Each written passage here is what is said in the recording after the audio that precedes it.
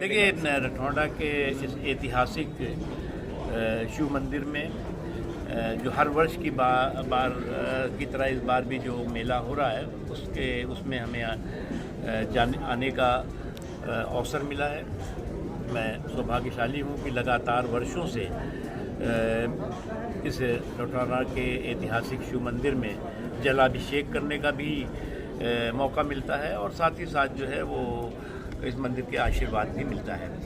आज जो है वो दुनिया में अगर आप देखें तो भारत की जो धाक और धमक है उसका एक ही कारण है कि भारत में सनातन और सुशासन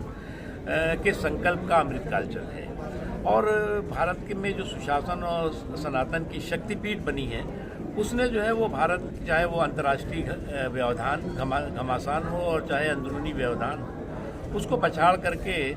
भारत को लोकतंत्र के ग्राउंड जीरो का ग्लोबल हीरो बनाया है। कुछ लोग जो है वो आज फिर से एक बार उनकी जो है वो सोच और सनक जो है वो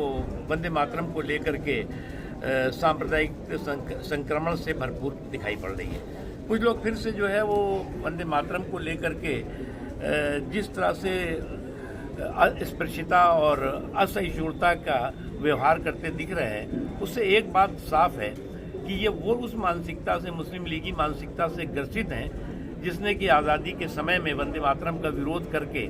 और विभाजन की विभीषिका लिखी थी और विभाजन की विभीषिका के बाद आपको क्या होगा कि देश के टुकड़े हुए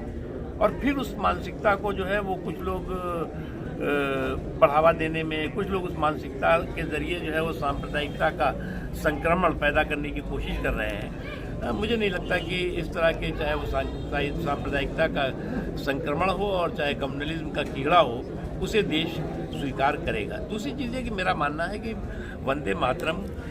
मात्र गाने से कोई राष्ट्रवादी नहीं होता, लेकिन वंदे मातरम के प्रति जो असहिष्णुता है अस्पृश्यता है और उस पर जो है वो सांप्रदायिक वार और प्रहार है वो निश्चित तौर से किसी की भी राष्ट्रवादी जो सोच और राष्ट्रवादी जो सोच समझ है उस पर सवालिया निशान खड़ा करता है। मैं जो है वो शिव भगवान शिव के मंदिर में जलाभिषेक भी किया